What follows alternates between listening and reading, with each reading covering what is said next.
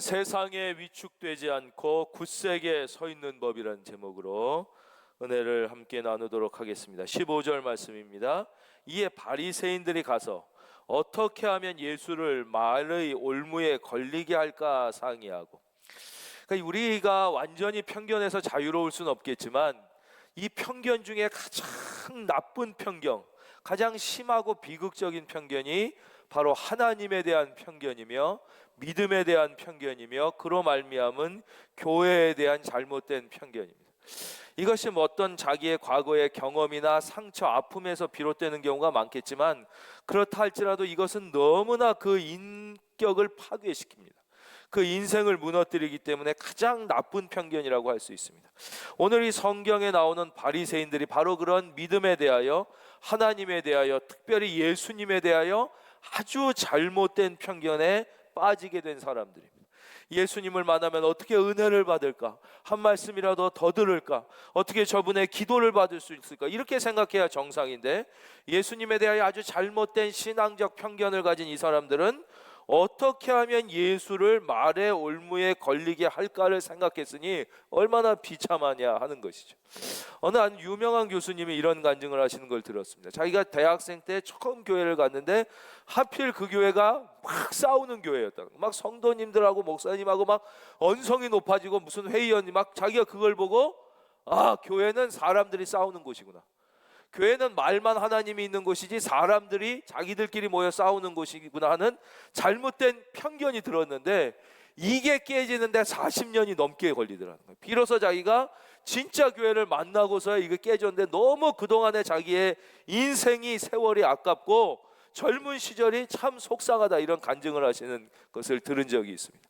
이 하나님에 대하여 잘못된 편견을 갖게 되면 모든 인격이 파괴되고 인생이 무너지는 거죠. 왜냐? 모든 생명은, 특별히 우리 인간은 하나님의 특별한 사랑으로 창조됐는데 우리 중에 부모님에게 더 특별히 많은 사랑을 받았다고 느끼는 분도 있고 난 사랑을 별로 못 받았다고 느끼는 분도 있겠지만 많이 받았다고 느끼든 못 받았다고 느끼든 분명한 사실 하나는 부모님 없이 태어난 인생은 아무도 없다는 것입니다.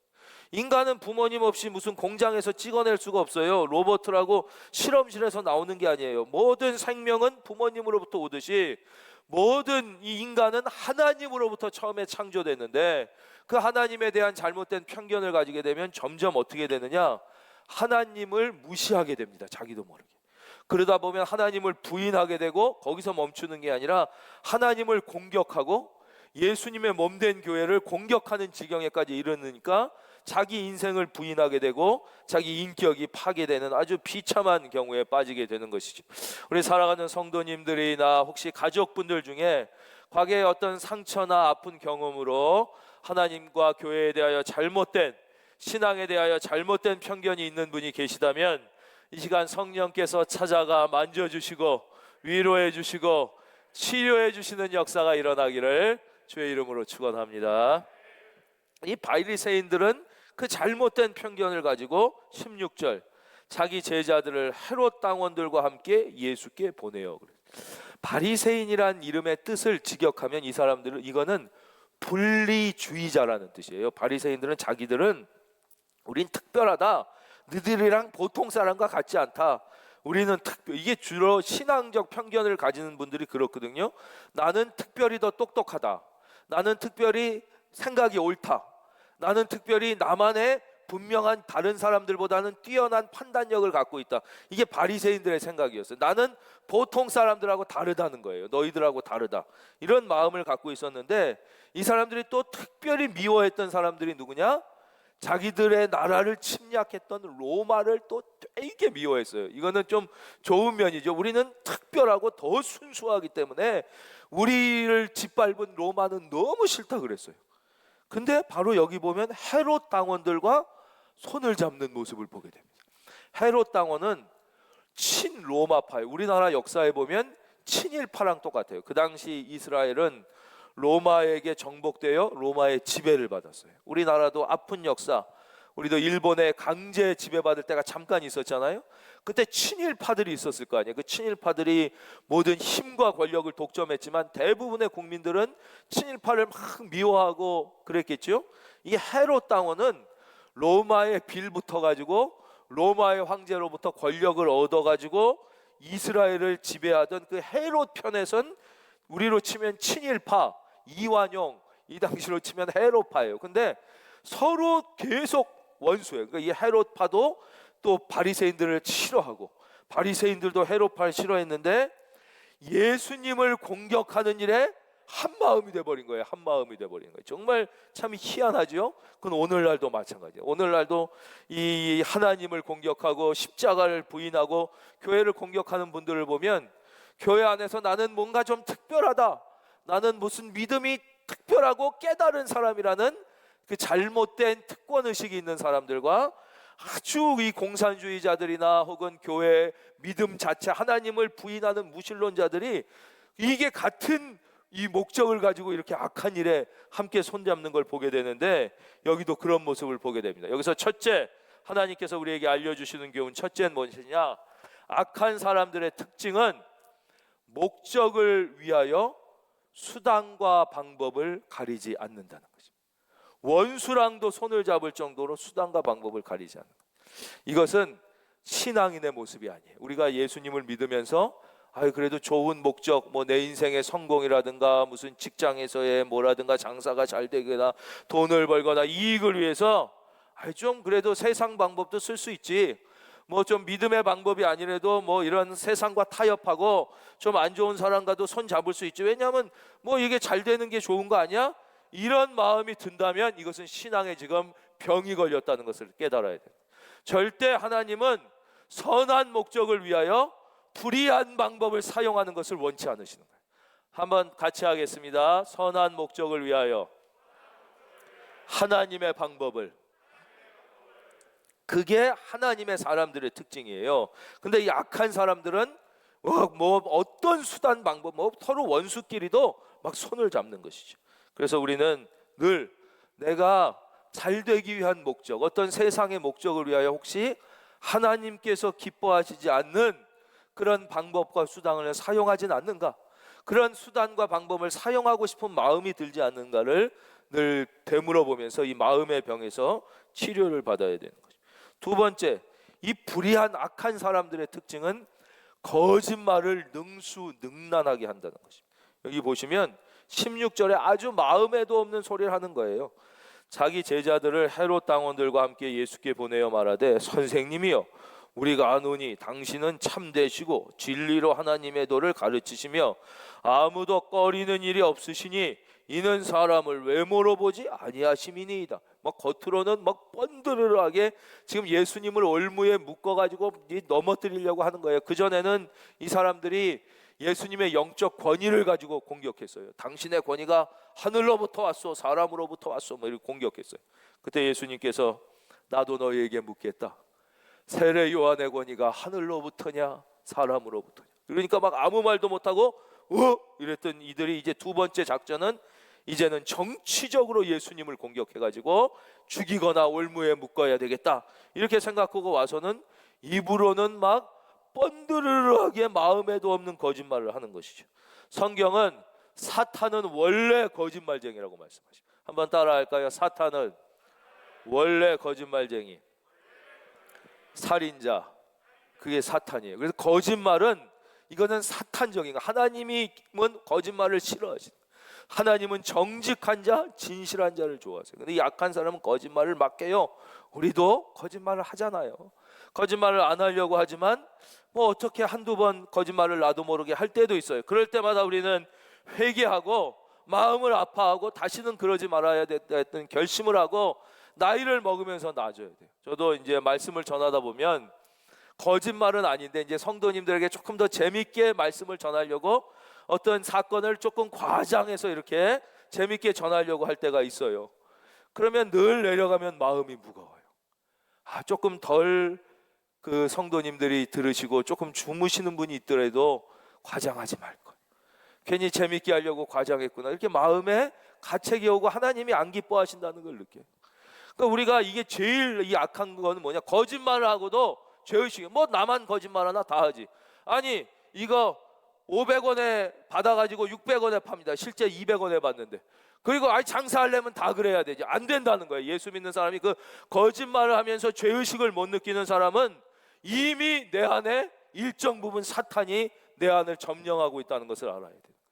그런 걸 조금 어려운 말로 하면 권모술수예요. 권모술수. 이거를 마치 우리 동양에서 삼국지에 보면 다 뭐 목적을 이루고 나라를 쟁취하고 뭐 적과 이기기 위하여 그거는 하나님의 방법이 아니라는 것이에요. 예. 그것은 사탄의 방법이에요. 절대 하나님은 그런 사람을 좋아하지 않고 도와주시지 않아요. 한번 따라하겠습니다. 나는 정직한 자의 형통을 믿습니다.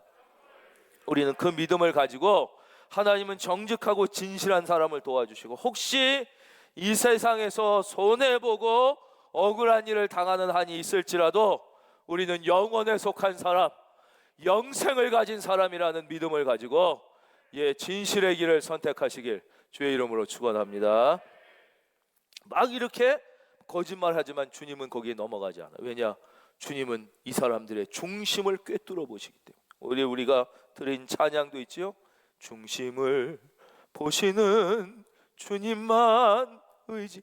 주님은 중심을, 예수님은 중심을 보시기 때문에 예수님은 우리의 명함을 보시지 않아요. 우리의 직업을 보시지 않아요. 우리의 학식, 우리의 위치, 우리의 재산, 우리의 나이, 이런 걸 주님은 보시지 않아요. 주님은 오직 우리의 중심만 보시잖아요. 중심.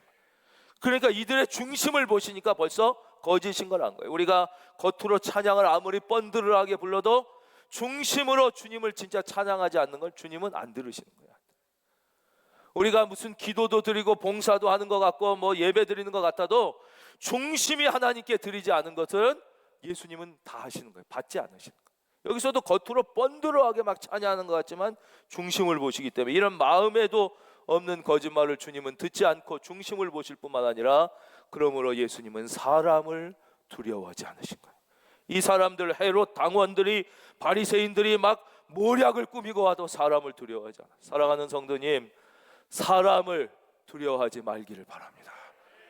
세상에 살면서 세상이 커 보일 때가 있어요. 사람이 두려워 보일 때가 있어요. 큰 힘을 가진 사람, 세상의 여론, 세상의 힘들이 나를 어떻게 할. 절대 하나님의 사람은, 우리같이 영혼에 속한 사람은 사람을 두려워하는 게 아니에요.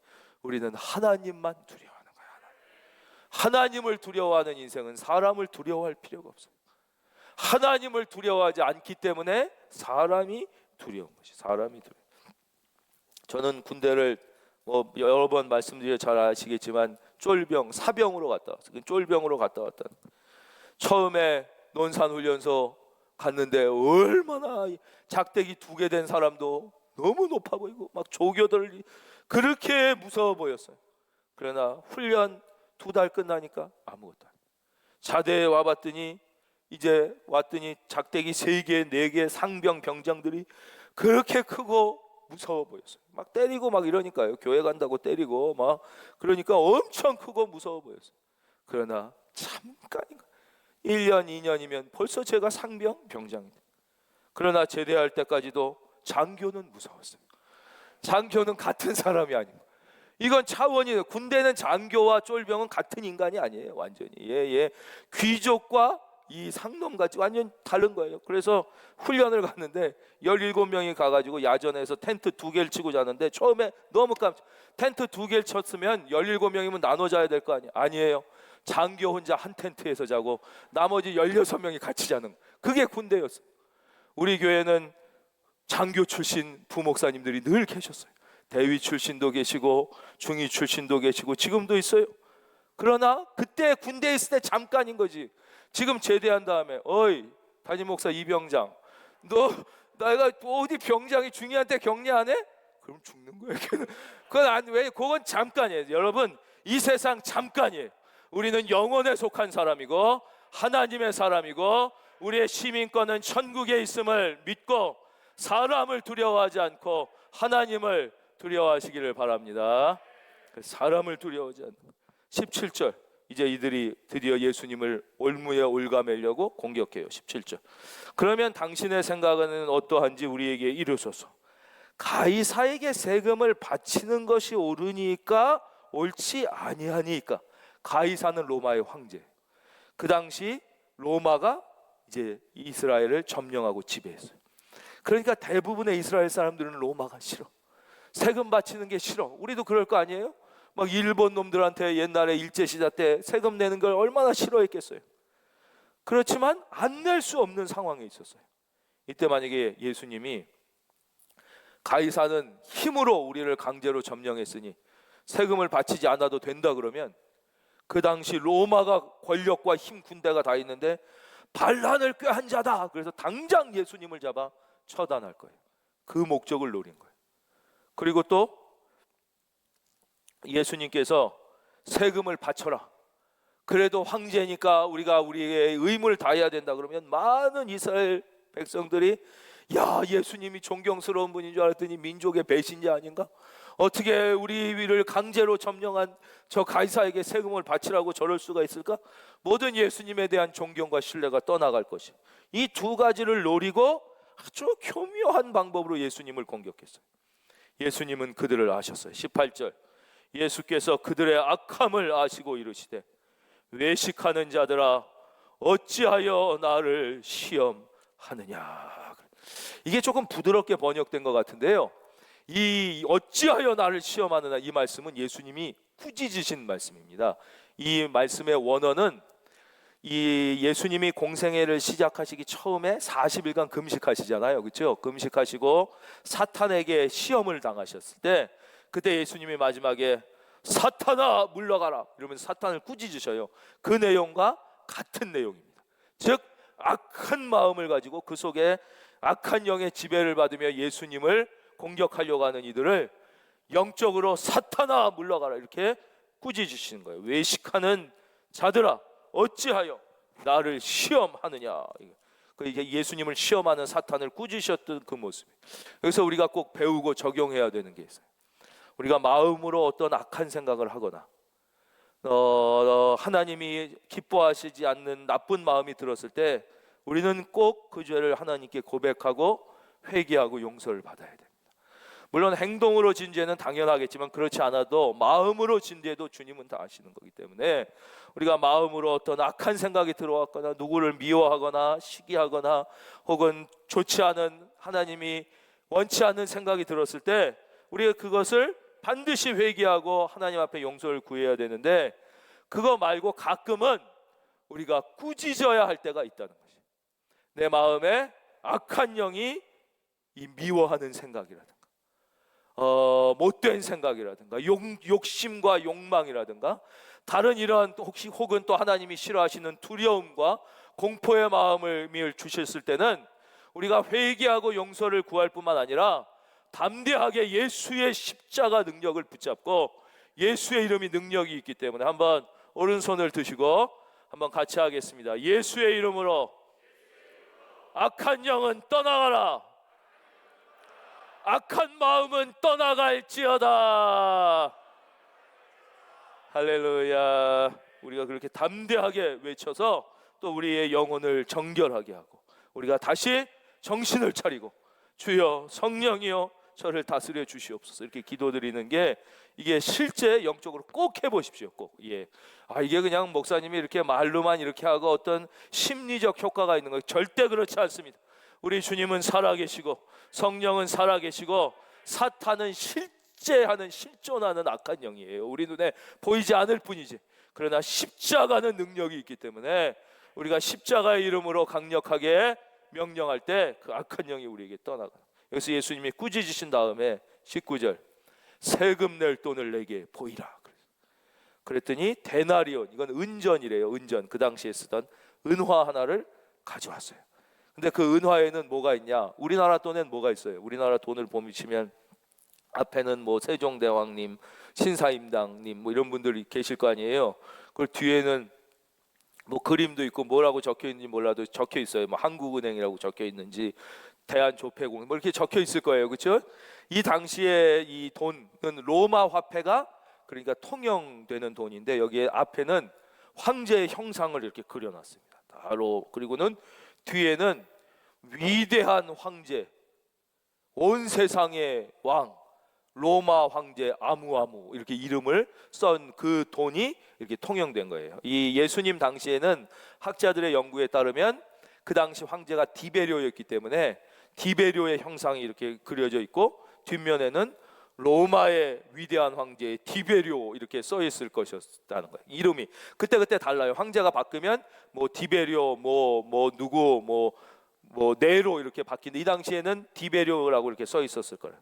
그걸 이제 갖고 온 거예요. 이렇게 앞에는 황제의 형상이 있고 뒤에는 디베리오라고 써 있는 거예요. 그리고선 20절 예수께서 말씀하시되 이 형상과 이 글이 누구의 것이냐 이렇게 물으셨어요. 21절 이제 21절이 오늘 말씀의 제일 하이라이트 핵심이 되는 내용이 가르침이 담겨져 있으니까 이 말씀 우리가 다 함께 한번 크게 저 뒤에 계신 분도 같이 읽어보겠습니다. 시작.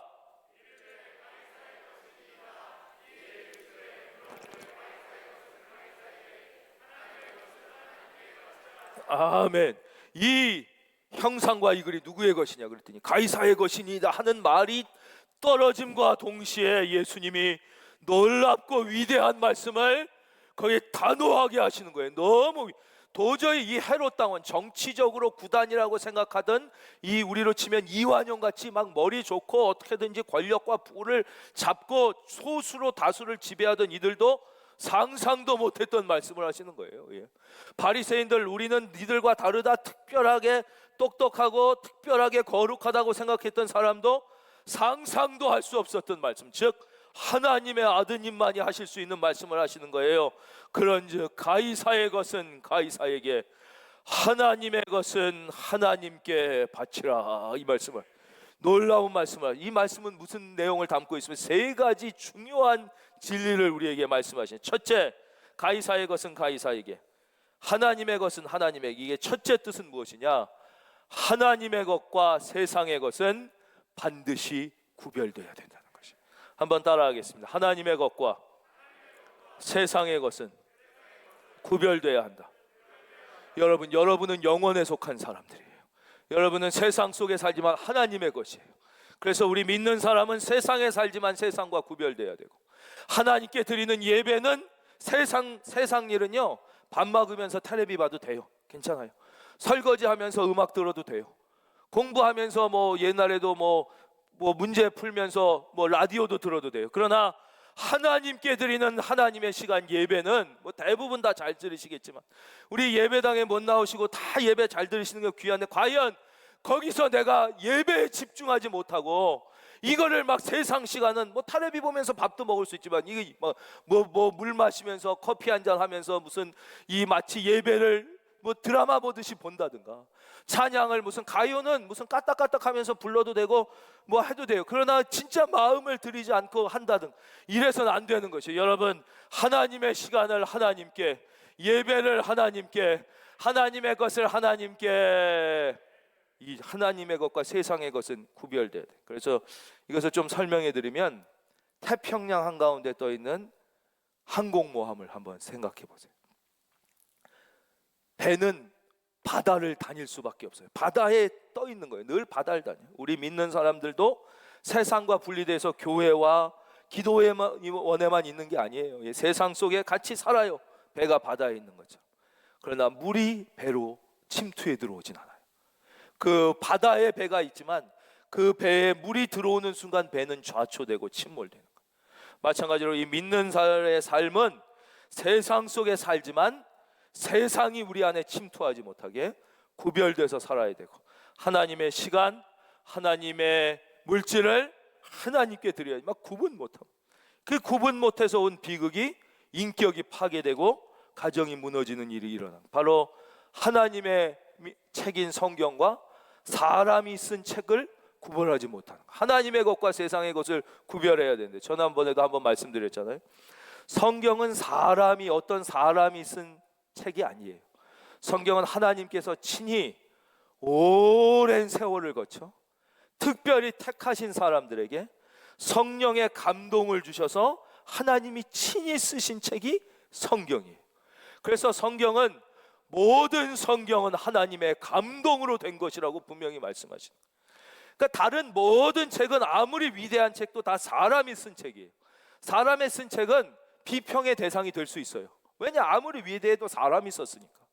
그리고 검증의 대상이 되기도 해요. 그게 사회과학적 연구든 자연과학적 연구든, 자연과학적 연구도 또 발전해요, 계속. 그러나 하나님의 말씀은 2000년 전이랑 지금 뭐 바뀌었습니까? 발전합니까?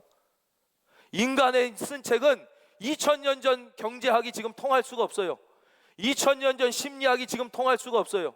2000년 전 자연과학, 지금 뉴턴이 아인슈타인이 양자 계속 바뀌어요. 그러니까 비평의 대상이 되고 검증의 대상이 되고 발전이 되지만, 그걸 착각하는 거야. 하나님의 것과 세상의 것을 구별하지 못해서 착각하는 어떤 일부의 학자들, 신학자들, 이런 분들이 하나님이 쓰신 하나님의 책을 사람이 쓴 책하고 구별하지 못해서 이것을 무슨 새롭게 발전을 해야 되는 것처럼, 무슨 학설처럼, 뭐 인간이 쓴 책처럼 비평과 검증을 하려고 하는 데서 인간성이 파괴되고, 인간이 무너지고, 가정이 파괴되고, 인류가 비극으로 들어가게 된 것이죠. 사랑하는 성도님, 하나님의 말씀과 세상의 가르침을 구별할 수 있는 지혜가 있기를 바랍니다. 또 마지막으로, 하나님의 교회와 세상은 반드시 구별되어야 되는 거예요.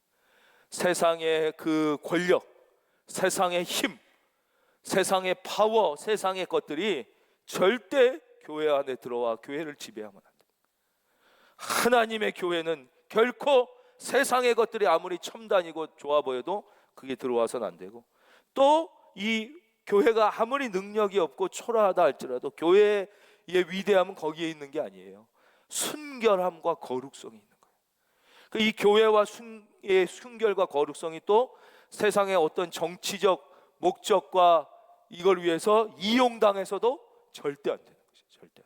그래서 이 교회와 이 세상은 또 이렇게 구별돼야 된다. 이게 첫째, 이 말씀, 가이사의 것은 가이사에게, 하나님의 것은 하나님께, 이 말씀의 첫째 가르침이에요. 두 번째는 가이사의 것은 가이사에게.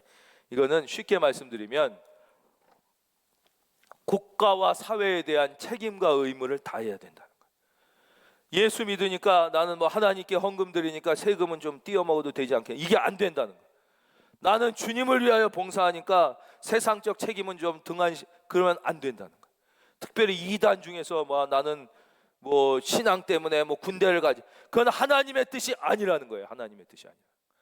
반드시 국민으로서의 의무가 있다면 군대 가야 되면 가고, 물론 이제 몸이 아파 못 가시는 분들은 안 가는 게 아니라 못 가는 거니까, 세금 낼 거 있으면 내고 해야 할 것은 다 해야지, 내가 뭐 그거 은근히 빠지려고 그러고 나는 그렇지 않아도 뭐 다 한가 하니까, 이런 거는 절대 하나님의 뜻이 아니라는 거예요. 그래서 특별히 이번에 백신도 다 맞으시길 바랍니다. 백신도 꼭 이렇게 뒤로 미루지 마시고, 우리가 백신을 물론 자기의 건강을 지키기 위해서도 맞지만, 그것뿐만 아니라 우리 그리스도인들은 사회적으로 우리가 집단 면역을 형성하는데도 내가 꼭 내 책임을 다해야 된다고 해서 맞아야지, 난 뭐 집에만 있으니까 그냥 안 맞을래, 이러면 안 된다는 거예요. 다른 사람 다 맞으면 저절로 형성이 될 텐데 난 아픈데 왜 그거, 그리고 보니까 뭐는 좋다는데 이거는 별로 별로 그렇게 부작용 없어요. 제가 책임지겠어요. 저는 아무 능력이 없지만 그렇게 나쁜 거면 다 의사 선생님들도 다 맞았어요 지금. 그러니까 너무 걱정하지 말고, 우리는 내 건강뿐만 아니라 이 우리나라의 집단 면허를 형성하는데도 나도 빨리 맞아서 하루라도 빨리 되게 기여해야겠다는 책임도 갖고 그걸 맞아야지, 내 건강만을 생각해서 나는 안 맞아도 뭐 밖에 안 다니고 뭐 나는 안 걸릴 것 같으니까, 이런 마음을 갖는 것은 하나님의 가르침이 아니다라는 것을 두 번째 말씀해 주시는 거예요. 마지막, 하나님의 것은 하나님께. 따라하겠습니다. 하나님의 것은 하나님께. 사랑하는 성도님, 특별히 구원받은 우리는 하나님의 자녀예요. 우리는 이 세상에 속한 사람들이 아니에요. 우리는 영원에 속한 사람이며, 우리의 시민권은 천국에 있으며, 우리는 우리 자신의 것이 아니에요. 우리는 하나님의 것이고, 우리 자녀도 우리의 자신의 것이 아니에요. 우리 하나님의 것이고, 나의 직업도, 나의 물질도, 나의 건강도, 나의 생명도 하나님의 것인 거예요. 하나님. 여러분, 기적은 언제 일어납니까? 하나님의 기적은 하나님의 사람들이 하나님의 것을 하나님께 드릴 때 하나님의 기적은 일어나는 거예요. 1858년 독일 뒤셀도르프에 있는 어느 가정 거실에 한 병약한 소녀가 울고 있었어요. 이 소녀의 이름은 프란시스 리들리 하버가리. 얘는 20대 초반 건강해야 될 나이에 병이 걸렸어요. 그래서 몸이 많이 상하고 그거에 대한 걱정 근심 때문에 마음까지도 우울증이 찾아왔어요. 20대 초반에 제일 건강해야 될 나이에 병약하고 우울증이 찾아와서 더 이상 학업을 계속할 수 없어서 결국 이 뒤셀도르프로 휴양하러 와 있었다. 늘 우울한 날을 보내고 있었어요.